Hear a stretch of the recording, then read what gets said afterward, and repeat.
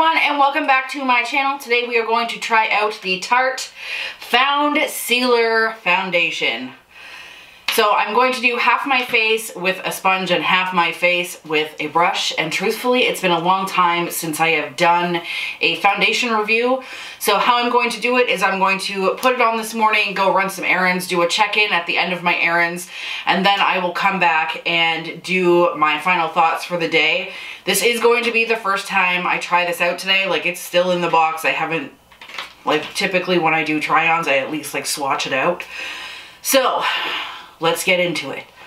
Okay, so I'm just zoomed in here so you can kind of see what's going on. I'm going to use the Tarte Timeless Smoothing Primer for this. So I've used this before and know that I do like it, and I just thought it would be probably the best primer to use with another Tarte product. So I wanted to go over the claims, and there's no claims on the actual box, just ingredients. So the box says it's 30 milliliters or 1 fluid ounce. The price was, I believe, $51. So this is a little bit higher end on the foundation price scale for sure. I was actually surprised at how expensive it was. So just looking at the other foundations, their Face Tape foundation is $51. Their Clay Full Coverage foundation is $51. Water foundation, $51. So I guess I was actually wrong. It is actually in line with their current foundation lines. I've only bought Tarte foundation, the Shape Tape, in hydrating and matte, and I bought it in the States, so I actually don't have a comparison on price. Looks like there's 30 shades and only about 6 of them are on the darker end. We have a lot of medium shades, but not a ton on the dark side. The reviews currently are about 3.5 stars.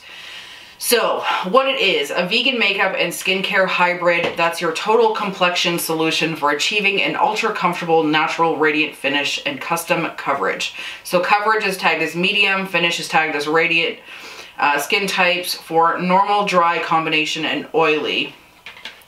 Highlighted ingredients, Babasu. I'm going to pronounce a lot of things wrong, you'll have to forgive me. Nourishes, moisturizes, and soothes. Sunflower seed, rich in vitamin A and E to help hydrate, regenerate, and condition skin. Hyaluronic acid retains moisture for optimal hydration and a refreshed appearance. Ingredient callouts: free of parabens, formaldehydes, phthalates, mineral oil, and triclosan. This product is also vegan, cruelty-free, and gluten-free. What else you need to know? This customizable formula helps hydrate and give the appearance of fuller skin while minimizing the appearance of fine lines and wrinkles. Plus, it's formulated with nourishing Super Balm Babasu essential fatty acids and antioxidants. Cool. How to use. Sheer to light, pump foundation directly onto fingertips and smooth over your face as you would a tinted moisturizer. Add more to spots you need a little extra love, like under eyes and over blemishes. Light to medium, pump foundation onto the back of your hand and lightly tap onto skin with a damp Foundcealer sponge. Or medium coverage, pump foundation onto the back of your hand and buff into skin with a foundation brush, working from the center of the face outward. So I don't typically follow the directions on things, but I'm going to try and do so this time. So let me prime my face.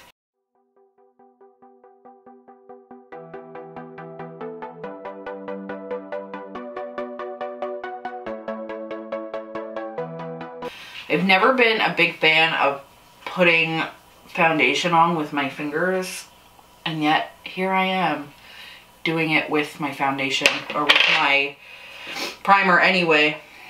Go figure. Okay, so I bought the shade 27N Light Medium Neutral, and I actually stood in the store for a very long time trying to make sure I got the right shade.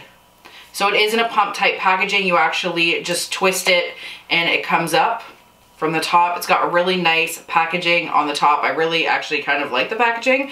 It does say it's only good for 6 months on the back here once opened. And something I noticed when I was in the store actually, so you have to push it up and actually click it, or it will just automatically go back down when you go to pump it. So you have to hear the click at the end, or it will just stay falling back down. So I'm going to put one pump on my hand for one side where I will use the brush and one side for where I will use the sponge. This is one pump. So let's do this side with the pump for the sponge.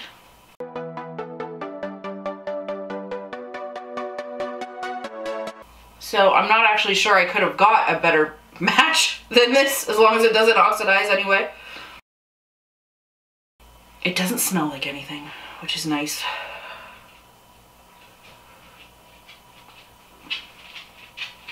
So one pump with a sponge didn't get me very far. So this is without, this is with.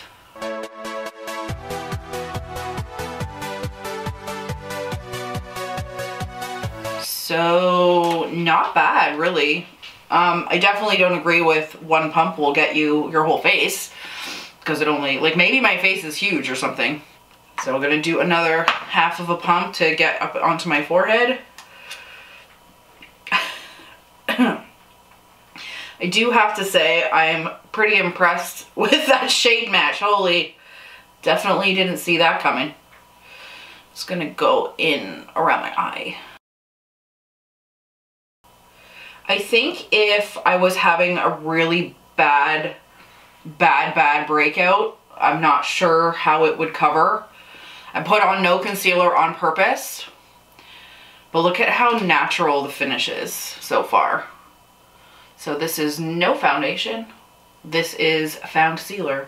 So you can still see a little bit of texture in here, but overall it's not bad. Seems pretty buildable as well.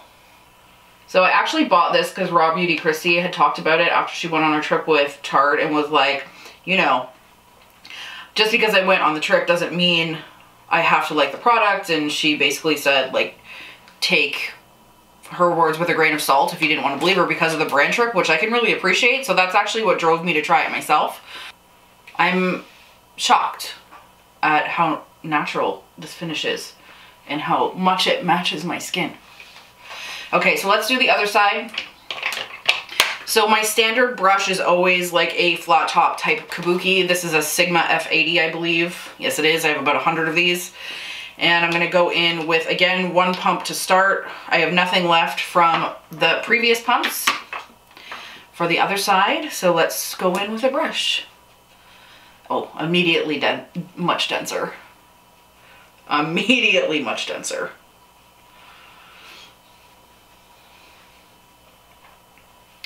So when I'm putting foundation on with a sponge, I typically prefer, as much as I love the Real Technique sponge, I actually typically prefer the brush because I find your product goes farther. You get a fuller coverage with less product, which when you're paying $51 for a foundation, to me is pretty important. And it also seems to go on faster for me. Let me just get in here. All right, so that was with the brush and was considerably quicker. I don't have my glasses on and my contacts have been bothering me again, so I can't really wear them. So I can't see anything. So let me just take a quick look here. So the finish is very, very natural. I will like totally agree with that. It doesn't, I have a problem with foundation streaking on my skin, so I have to really buff it in. And as you saw in the demo, in the application, it truthfully didn't take much effort to get it to blend in, and there was no streaking. If you had, so I have like a little bit of a dry patch just along my hairline, and I'm not sure if you can see, but just give you a close-up. I also have like a little tiny pimple right on the end of my nose. Thank you for that, hormones. As you can see on the top of my hairline, you can see the dry patch just slightly. So let me make sure that is blended down. So far so good. I'm actually more surprised than I thought I would be. One thing I can say I don't like about the packaging is I feel like when you really get down to it, this will start to clog up pretty quickly. So it's gonna go back into this little hole here, but all of the product that stays on the tip. You'll have to clean the tip out fairly consistently. That's what she said. That was gross. Or you're gonna end up with like crap all in there. So it does go back down and snap back in and stay clean, but I just sense this getting very clogged up and you'll want to definitely clean it off. So I wanted to come outside and give like a natural light shot of this foundation, and it still looks pretty good other than my excessive squinting. But here's where we're at with natural light.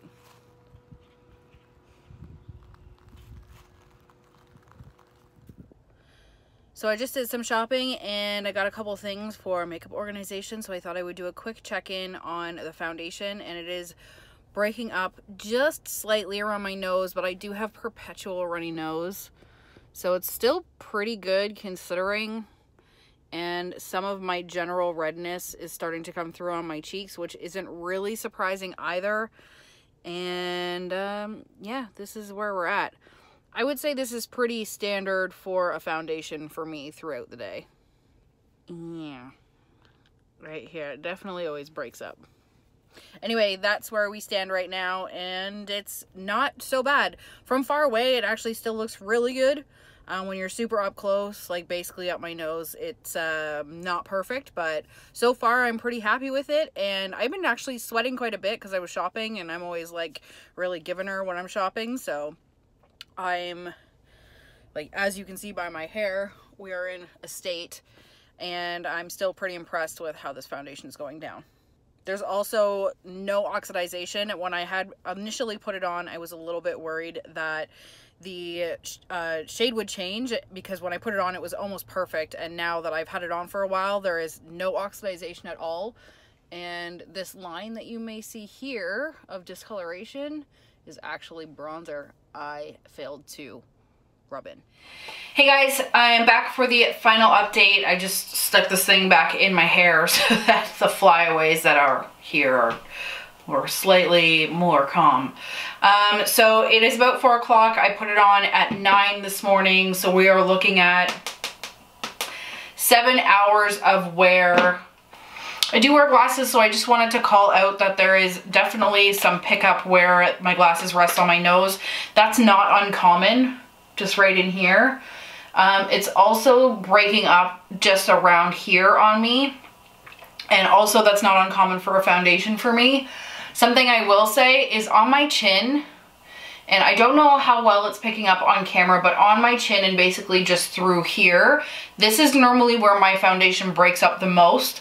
The dogs really come at me like mad kisses all the time, and I let them lick my face because I'm gross.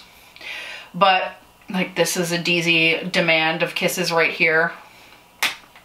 Anyway, this is where it breaks up the most, and it's actually quite a bit still there.